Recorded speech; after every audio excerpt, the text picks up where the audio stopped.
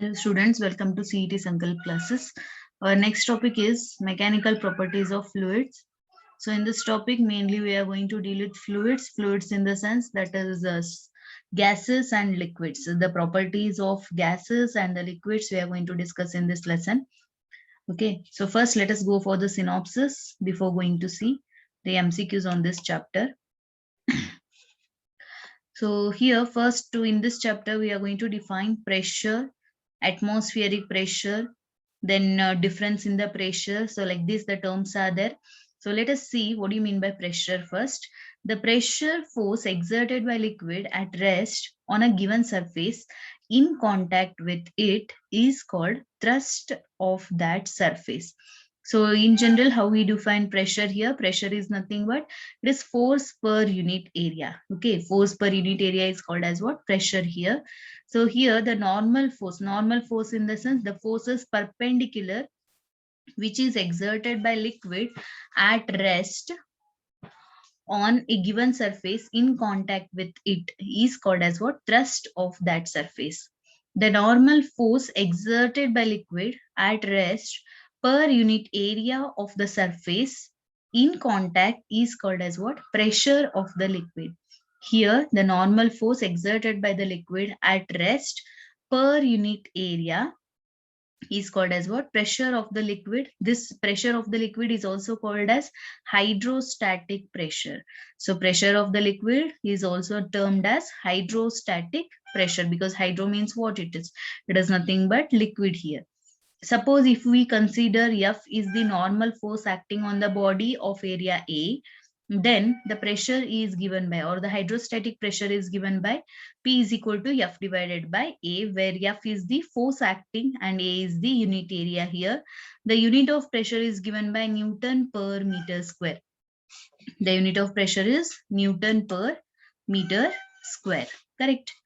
Next, the dimensional formula for pressure here, you can see that it is given by, so force is equal to, pressure is equal to force per unit area. Force is given by mLT raised to minus 2 and area is L square. So after simplification, you are getting the dimensional formula for pressure as M L raised to minus 1 T raised to minus 2. So this is the dimensional formula for pressure. Then next, atmospheric pressure. So what do you mean by atmospheric pressure? The gaseous envelope surrounding the earth is called Earth's atmosphere, and the pressure exerted by the atmosphere is called atmospheric pressure. The gaseous envelope surrounding the earth is called as Earth's atmosphere. You know already what do you mean by Earth's atmosphere. So here, whatever the Earth's atmosphere exerts pressure on the earth, it is called as atmospheric pressure. The value of this Earth's atmospheric pressure, it is 1.013 into 10 to the power of 5 Newton per meter square. Or instead of saying Newton per meter square, we can use the unit Pascal also. Okay, the other practical units of pressure are, that is bar or torr, or we can express sometimes in terms of mm of Hg. So the relation between 1 atmosphere and Pascal or the bar or the torr is given by, here you can see the relation between them. It is written as 1 atmosphere is equal to, either it is 1.01 into 10 to the power of 5 Pascal, or if you are expressing in terms of bar, it is 1.01 bar. If you are expressing in terms of torr, then it is 760 torr. So 1 atmosphere is equal to these all conversion factors you need to remember here. Then our next concept is, here the atmospheric pressure is maximum at the surface of earth and goes on decreasing as we move up into the earth's atmosphere.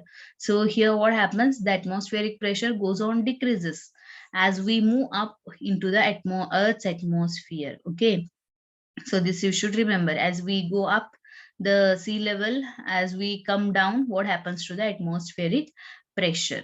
Okay, as we go up, atmospheric pressure decreases. Then the next term is, that is critical velocity and Reynolds number. So what is the critical velocity here? The critical velocity is that velocity of liquid flow up to which its flow is streamlined and above which its flow becomes turbulent.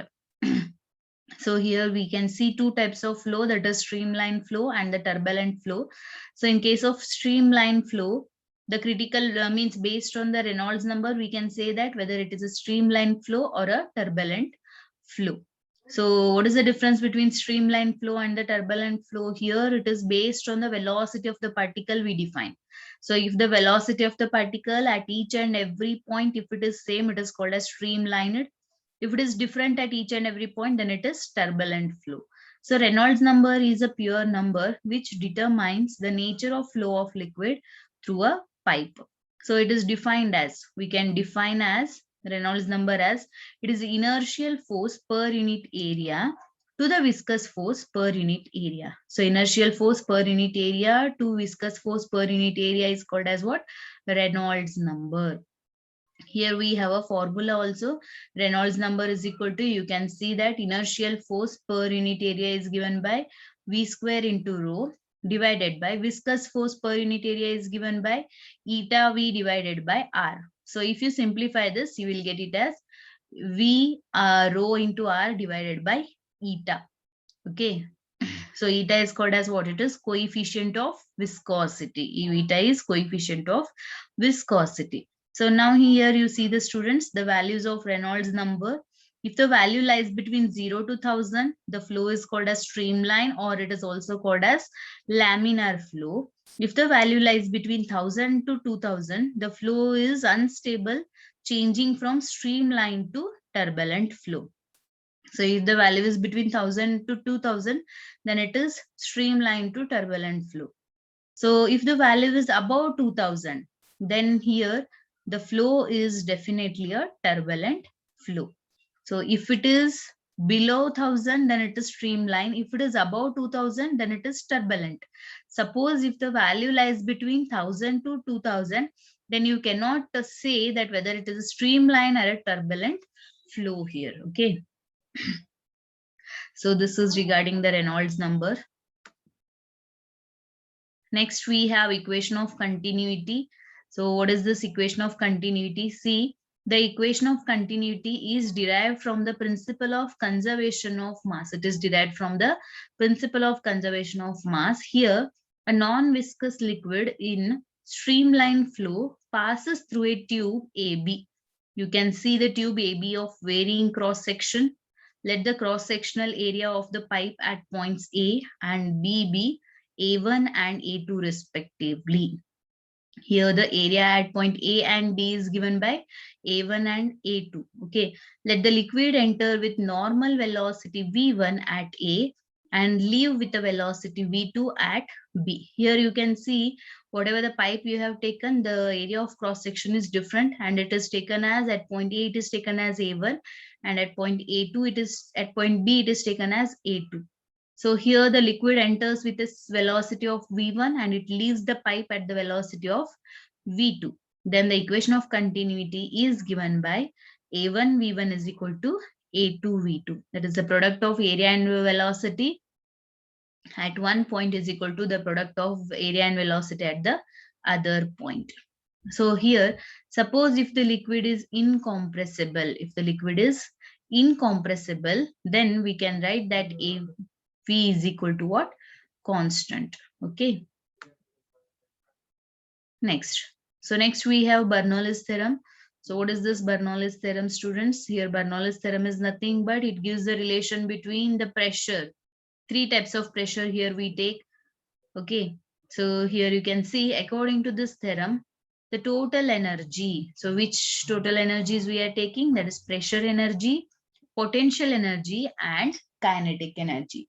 So three types of energies we are defining here: pressure energy, kinetic energy, and potential energy per unit volume or mass of an incompressible and non-viscous fluid in steady flow through a pipe. It remains constant throughout the flow. Here what happens?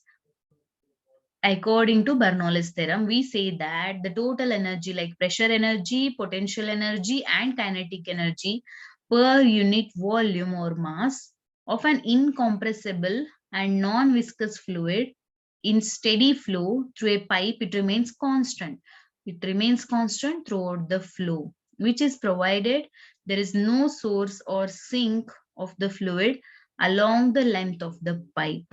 So mathematically, for unit volume, we write the expression for Bernoulli's theorem as P plus P is pressure energy plus rho GH. This is potential energy in terms of density. Then next plus half rho into V square, that is kinetic energy. Again, it is in terms of density. E is equal to what? This constant. So this is Bernoulli's theorem. That is all the three energies we take it as constant. That is pressure energy, potential energy, and the kinetic energy. Okay, next. So next we have that is velocity of flux. So what is this expression? That is, if a liquid is filled in a vessel up to the height h and a hole is made, and a hole is made at a depth h below the free surface of the liquid as shown in the figure. So you can observe the figure here. Here what they are saying, that is, a liquid is filled up in a vessel up to height h. Okay, you can see the total height of the liquid, we are taking it as capital H, and the hole is made at a depth at a height of h below the free surface of the liquid. Then taking the level of the hole as reference level, taking the hole as a reference level, that is 0 point of potential energy, and applying Bernoulli's principle to the liquid,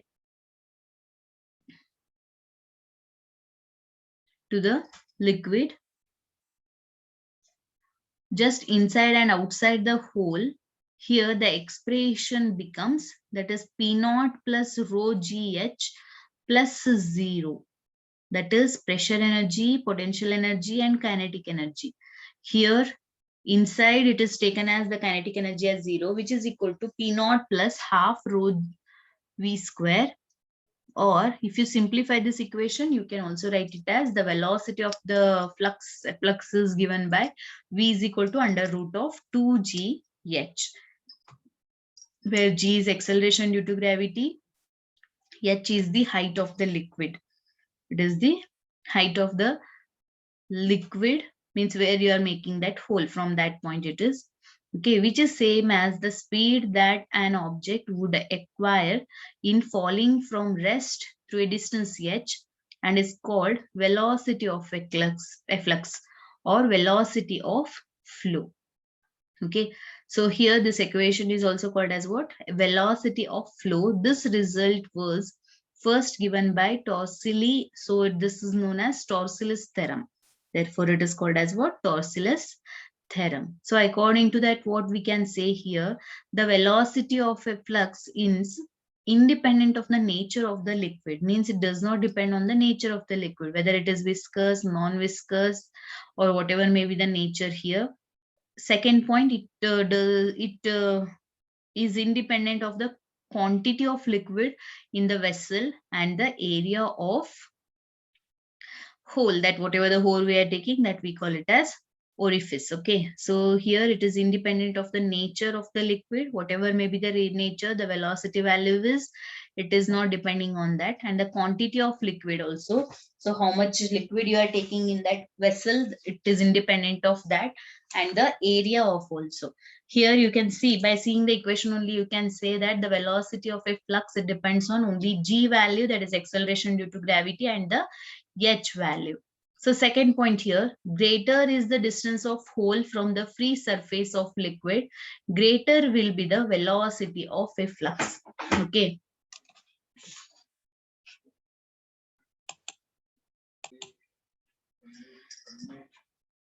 Here the greater is the distance of hole from the free surface of liquid, greater will be the velocity of a flux. Okay, it is greater will be the velocity of a flux, that is V is directly proportional to root of h.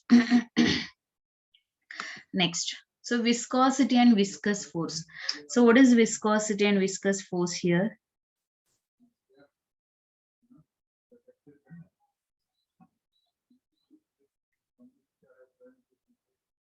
See, the property of a liquid or a fluid due to which it opposes the relative motion between its different layers is called as what? Viscosity. So how we define viscosity here? Viscosity is nothing but it is the relative opposition or the relative motion between its different layers is called as viscosity. And the force between the layers opposing the relative motion is called as what? Viscous force. Viscosity is the property of a liquid to give the opposition between the relative layers. Okay, what is viscous force here? Viscous forces, it is the opposing force between the layers, that is called as viscous force. Here the expression for viscous force we have, that is viscous force F is equal to minus eta A into dV by dx, where A is area, eta is the coefficient of viscosity, dV by dx is the rate of change of velocity. Or we can call it as velocity gradient also. So here the unit for viscous force is given by dyne second per centimeter square. Okay, it is a CGS unit, or we can also take it as, in terms of CGS, we can also take it as Poisson, or the SI unit is Newton second per meter square. The SI unit is Newton second per meter square, or here we use the term, or it is also called as Poiseuille or Decay-Poisson. These are the SI units. Then the dimensional formula for this viscous force is given by m L raised to minus 1 T raised to minus 1. M L raised to minus 1 T raised to minus 1 is the unit of this viscous force. Next, Stokes law and the terminal velocity. So how we can define Stokes law and the terminal velocity here?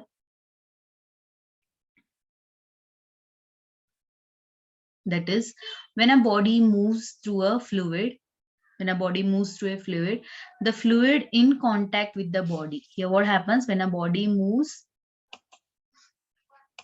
through a fluid, the fluid in contact with the body is dragged with it. This establishes relative motion in fluid layers near the body, due to which viscous force starts operating. The fluid exerts viscous force on the body to oppose its motion. Here what happens, due to which the body opposes the relative motion. The magnitude of the viscous force depends on the shape and size of the body. The magnitude of the viscous force depends on the shape and size of the body, its speed and the viscosity of the fluid. Okay, you should remember on what factors it depends. So here, therefore, what Stokes will do, Stokes established that if a sphere of radius r moves through with a velocity v through a fluid of viscosity eta, the viscous force opposing the motion of the sphere. So the viscous force is given by F is equal to 6 pi eta into r into v. This law is called Stokes law. It is called as Stokes law. That is, force is equal to 6 pi eta into rv. 6 pi is constant, eta is this, that is coefficient of viscosity, r is the radius of that sphere, v is the velocity with which it is moving through that given liquid or fluid. Then the terminal velocity expression is given by terminal velocity v is equal to 2 divided by 9 r square rho minus sigma into g divided by eta. 2 by 9 is constant, r is the radius of the sphere, rho is the density of the liquid, sigma is the density of the solid sphere, g is acceleration due to gravity, eta is coefficient of viscosity. So this is terminal velocity. You need to remember all these equations. Okay.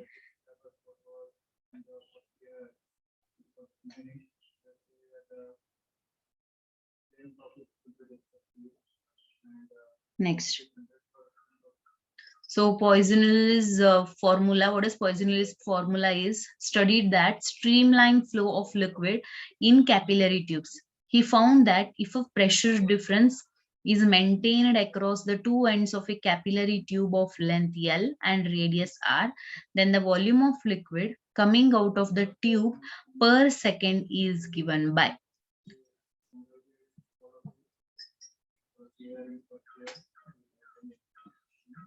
So for a streamlined flow, this formula is given. The volume of a liquid is given by, see, expression is V is equal to pi into P into rho R raised to 4 divided by 8 eta into L. Okay, so which means that P is pressure here. P is the pressure difference. R is the radius of the capillary tube. Eta is coefficient of viscosity. L is the length of the capillary tube. So here the volume of the liquid coming out of the tube, it is directly proportional to pressure to the power of 4 to power of the radius, and inversely proportional to coefficient of viscosity and inversely proportional to length here. Now, to remove the proportionality sign, we are taking some constant. That constant we take it as K, where K is pi by 8. Okay. So if you simplify this equation, you will get it as V is equal to pi by 8 P R to the power 4 eta into L. This is known as Poisson-Lewis equation. This equation also can be written as, V is equal to P divided by R, where R is equal to 8 eta into L divided by pi into rho R to the power of 4, where R is called as liquid resistance, Okay.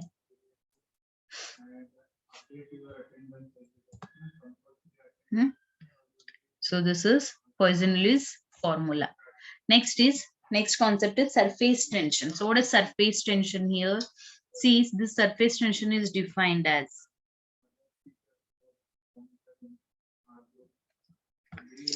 the force of attraction or repulsion acting between the molecules are known as what? Intermolecular force. So what do you mean by intermolecular force? Is nothing but the force of attraction or repulsion between the molecules is called as intermolecular force. So based on this intermolecular force, we can define our solid, liquid, gaseous also. All the three substances we can define. Here, the nature of intermolecular force is electromagnetic and are inversely proportional to the 8th power of the distance between the molecules. Okay. Here, the intermolecular force is inversely proportional to the 8th power of the distance between the molecules. Right. Next, surface tension.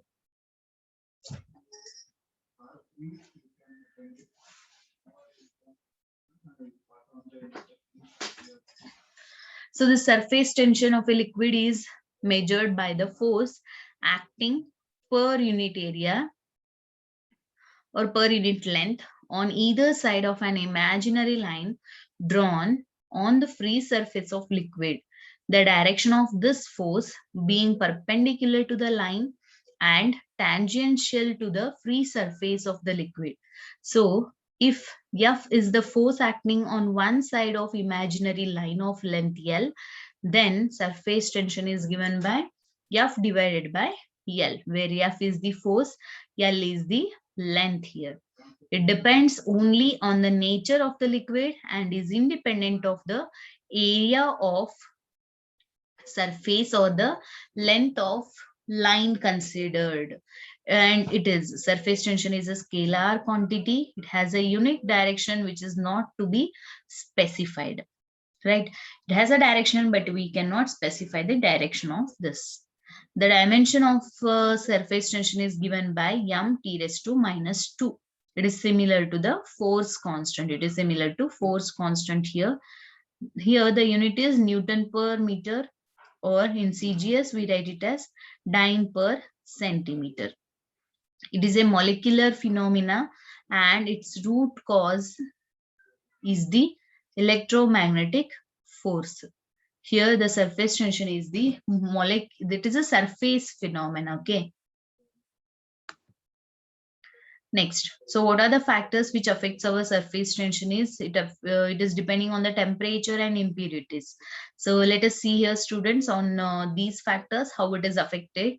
The surface tension of a liquid decreases with the rise of temperature, and here, which means that it is inversely proportional. Okay, it is inversely proportional here. The surface tension of a liquid is zero at its boiling point and it vanishes at critical temperature. At critical temperature, intermolecular forces for liquid and gases becomes equal, and liquid can expand without any restriction. Okay, so here it is inversely proportional to the temperature.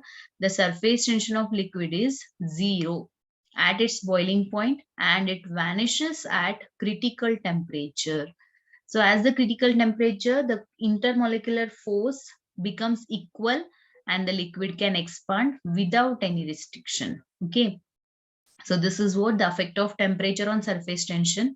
Next, on impurities, how it is affected. See, the presence of impurities either on the liquid surface or dissolved in it considerably affect the force of surface tension depending upon the degree of contamination. A highly soluble substance like sodium chloride, when dissolved in water, a highly soluble content like sodium chloride, when it is dissolved in water, it increases the surface tension of water. But the sparingly soluble substances like phenol, when dissolved in water, decreases the surface tension. Here, what happens? The impurities presence in the liquid, it what happens to the surface tension, it depends on the nature here. Okay, whether it is completely soluble or it is partially soluble, it is based on that. So when sodium chloride is added to the water, it dissolves completely, therefore it increases the surface tension. So when you add phenol and all here, the surface tension decreases. So based on impurity, we cannot say exactly whether it increases or decreases. It depends on the nature of the impurity, what you are adding to the given fluid. Then next point is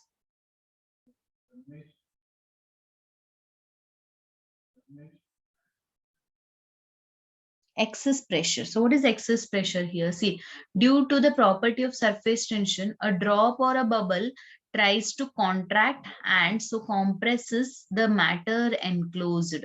This in turn increases the internal pressure, which prevents further contraction and equilibrium is achieved. So in equilibrium, the pressure inside a bubble or a drop is greater than outside, and the difference of pressure between two sides of the liquid surface is called excess pressure. So what is excess pressure here? It is nothing but the pressure difference inside and outside the molecule is called as pressure, excess pressure. In case of a drop, excess pressure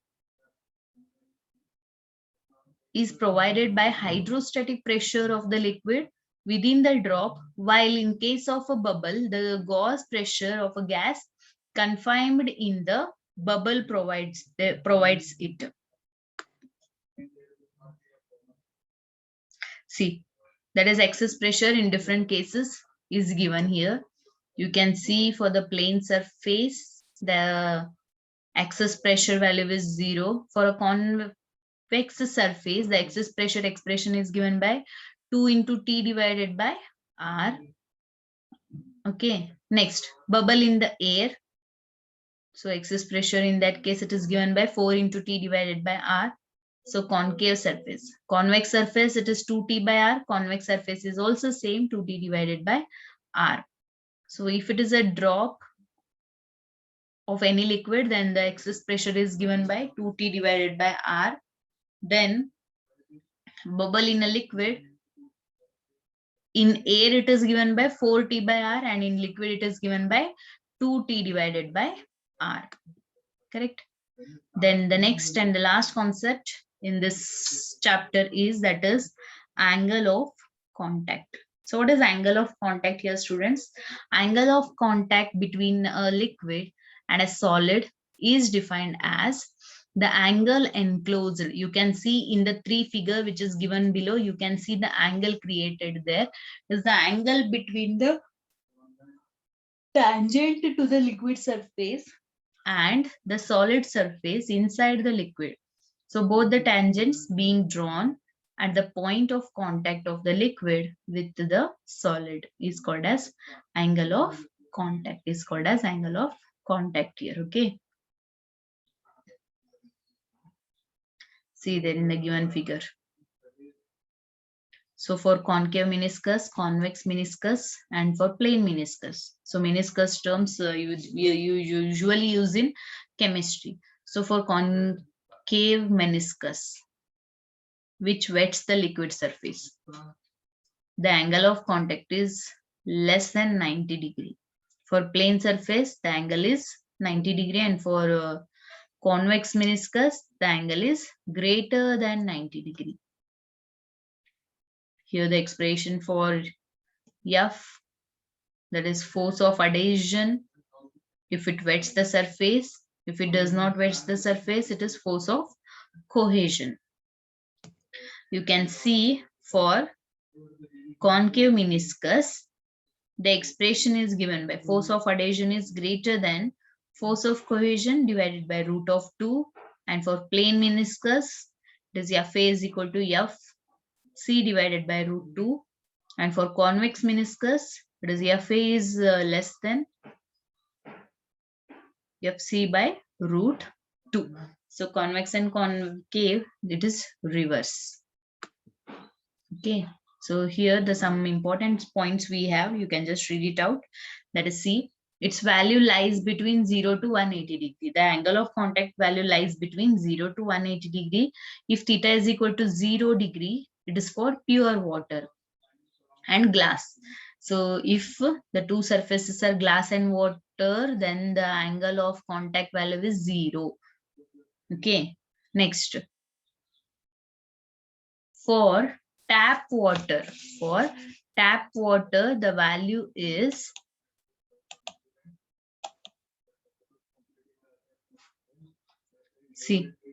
for tap water it is 8 degree, and that is tap water and glass surface, it is 8 degree. Theta is equal to 90 degree for water and silver.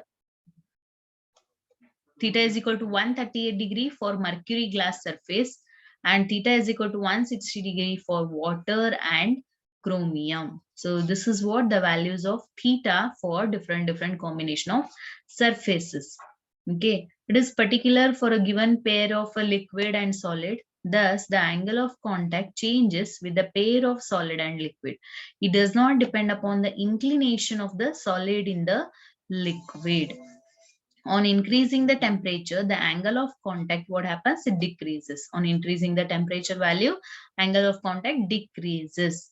So soluble impurities increases the angle of contact.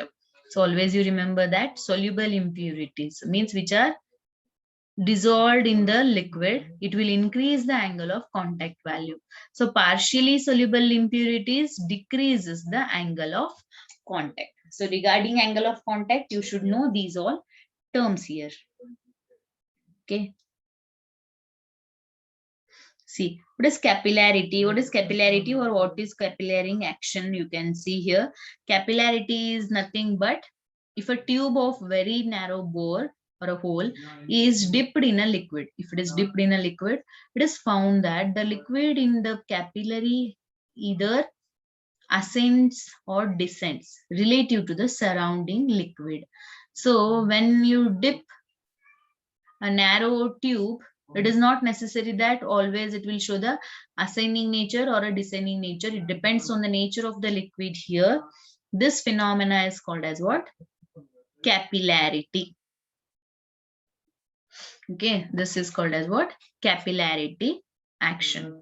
So next, let us go for the MCQs of this chapter. See, the first question is here.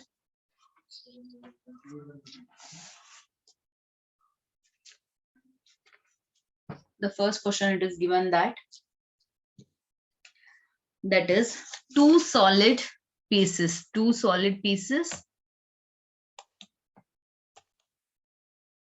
Okay, the first question, two solid pieces, one of steel and the other is of aluminium. When it is immersed completely in water, they have equal weights. They have equal weights when the solid pieces are weighed in air. So you have one solid sphere of made up of steel and the other is made up of aluminium. When they are immersed completely in water, they will weigh equally. They will weigh equally here. When it is weighed in air, what happens to the weight, that you need to understand here. See, here what happens,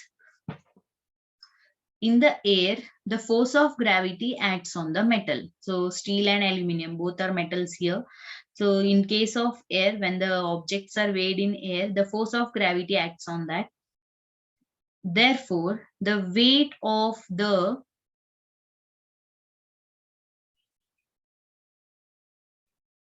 both solid, that is steel and the aluminium, it will give the actual weight of the substance when it is weighed in air. But when it is in water, here what happens, when it is in water, the buoyancy force will act on that. The buoyancy force will act on that. So due to that, the force, the weight of the both the sphere will balance. Therefore, it will weigh equally. So when it is weighed, when the objects are weighed in the air, here you will come to know the actual weight. So as we know that the actual weight of the steel, it is 56 and that of aluminium is 27. Therefore, it can be said that air, the weight of the aluminium is half the weight of the steel. Here you can say that the weight of steel is 56 and the weight of aluminium, it is 27. Here you can see the weight of aluminium is exactly half of the weight of the steel. Correct. So when it is weighed under water, the buoyancy force will act. Therefore, you will not get to know the actual weight here. When it is weighed under the air, there you will get to know the exact weight. Therefore, by the options, we can say that, see, the options are like the weight of aluminium is half the weight of steel. Second is steel piece will weigh more. They will have the same weight. Aluminium piece will weigh more. So option D is not possible. 2 and 3 is also not possible. Therefore, option A, that is the weight of aluminium is half the weight of steel. Correct.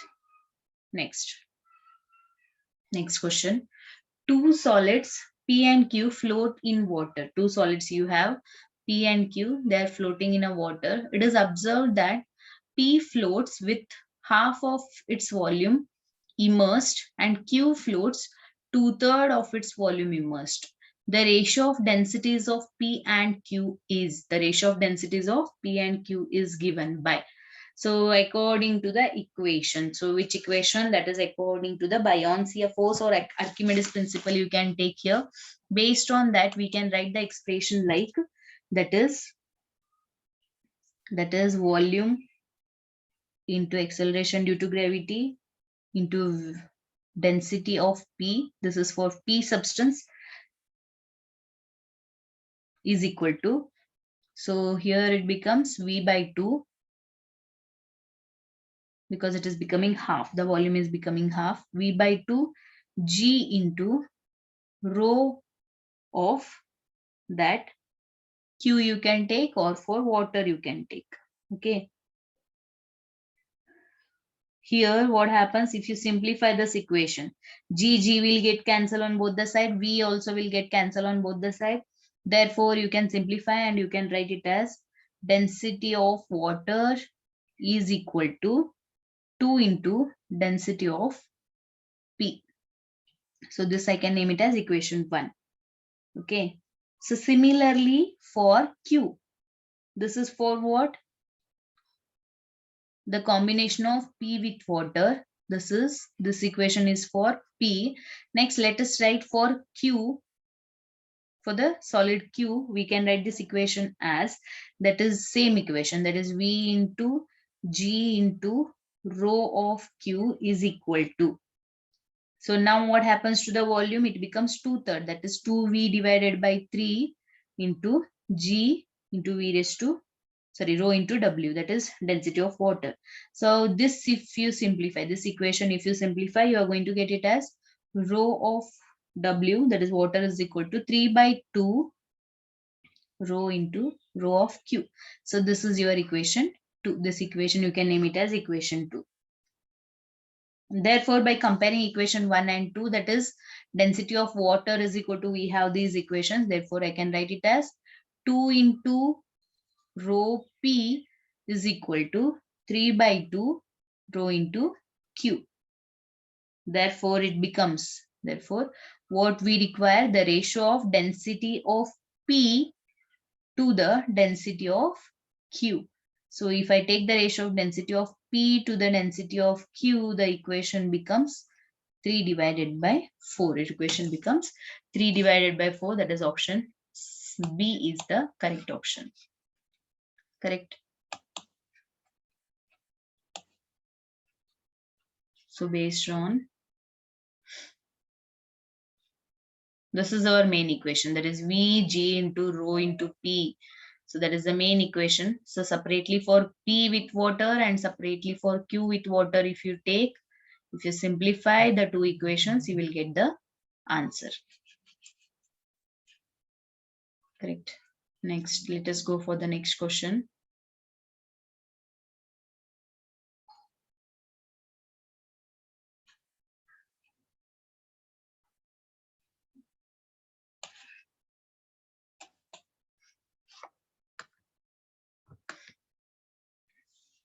Okay, next question is, spheres of iron and lead having same mass are completely immersed in water. So again, you have two spheres, they are completely immersed in water. The density of lead is more than that of iron. Apparent loss of weight is W1 of iron sphere, and W2 is the weight for the lead sphere. Then the ratio of W1 by W2 you need to calculate, the ratio of W1 to the W2. So how we can calculate here? We can use the concept of relative density. Based on that, we can simplify this. Okay. The solution, we can see that relative density is equal to, so we write the relative density is equal to, the formula is what? It is actual weight divided by loss of weight. The ratio of actual weight to the loss of weight is called as relative density. Here in the question itself, it is given that the density of lead is more than that of the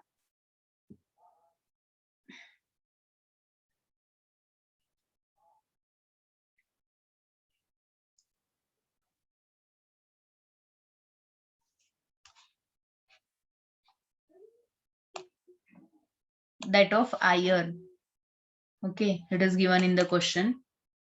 See here, we can write that for iron, I can write this equation as relative density for iron is equal to, that is W actual weight divided by loss in weight, that is W1. So this equation I can also write it as W1 is equal to W divided by RD, that is relative density of iron. This I'll take it as equation 1. Next. So next what I can do, similarly I can write it for lead. So this is for iron. Now for lead also I can write it as W2 is equal to W divided by R into, sorry, RD, that is relative density of lead. This I can write it as equation 2, right? So if I divide this equation 1 by equation 2, so equation 1 divided by 2 will give you W1 divided by W2, which is asked in the question here. Okay, that is W1 divided by W2 is equal to. So what you will get if you simplify, WW will get cancelled. Therefore, you are getting RD2, that is for iron. So that is for lead, divided by RD1. Correct. since the relative density of lead is greater than relative density of iron, which is given in the question. Therefore, we can say that W1 divided by W2 is greater than 1. Correct? That is option C is the correct option. That is, it is greater than 1. I hope you understood this solution part. Then our next question is, it is easier to lift a heavy stone underwater than in air because. So already this one we understood the concept in the first question itself. Okay. So when it is in water, when any substance is in water, the thrust or the buoyant force, upthrust or the buoyant force is acting. Therefore, it is easier for the stone underwater than in air. So here option is because of the resultant upthrust or because of the mass difference decreases in water. Third option is acceleration due to gravity. Fourth option is none of the above. So according to the concept, we know that the resultant upthrust of the water makes the object heavier in water than in air. Correct? Then our next question is,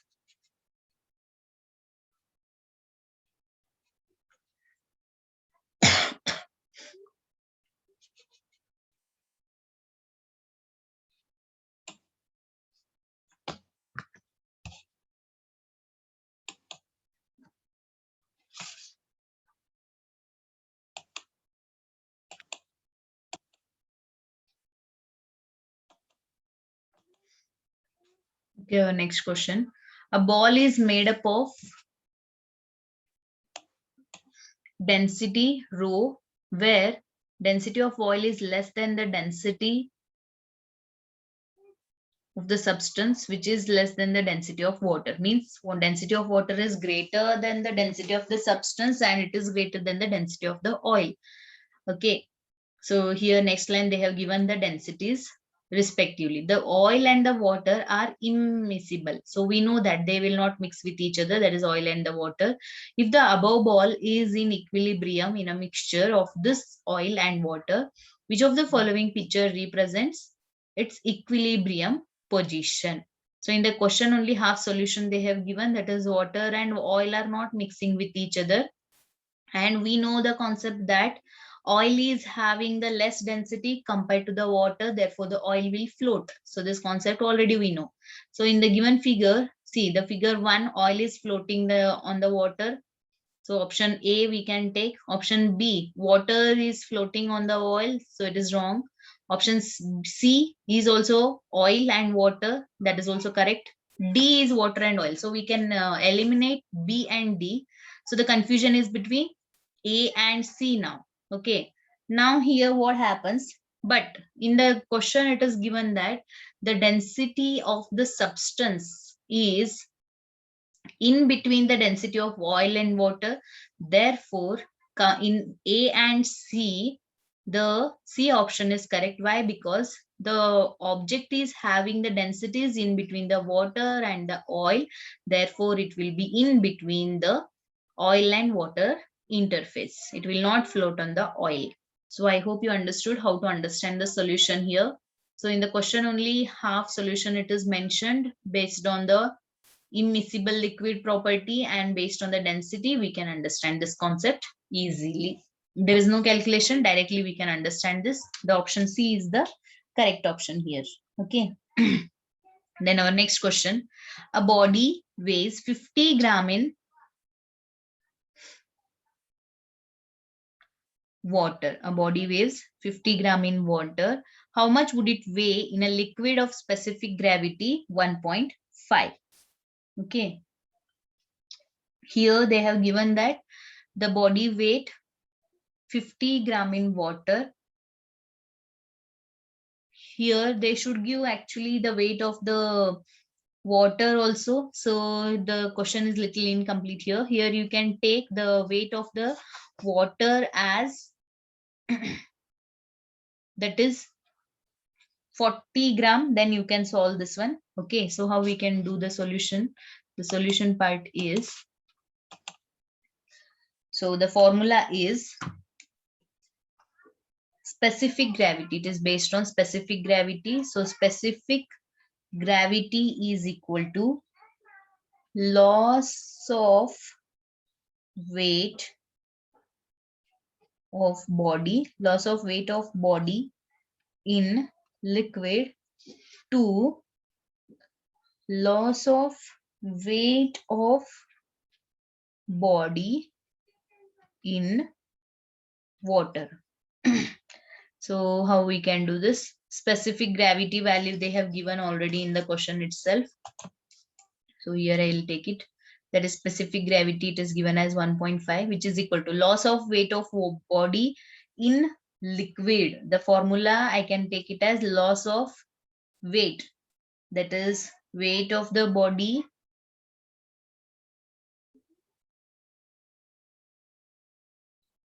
minus W1 is the weight we need to calculate, divided by WA minus W of W, which is equal to, so weight of the body in water, it is 50, minus in a liquid, that we need to calculate. Therefore, I'll write it as W1 divided by, this is also 50, minus weight of the water, it is 40, which is given.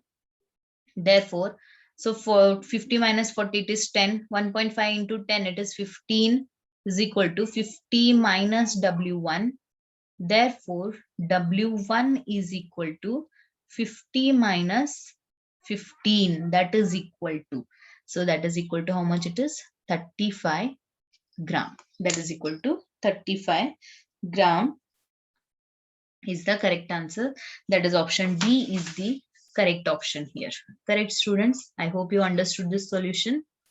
Okay, so next similar problems we will see in the next class. Thank you.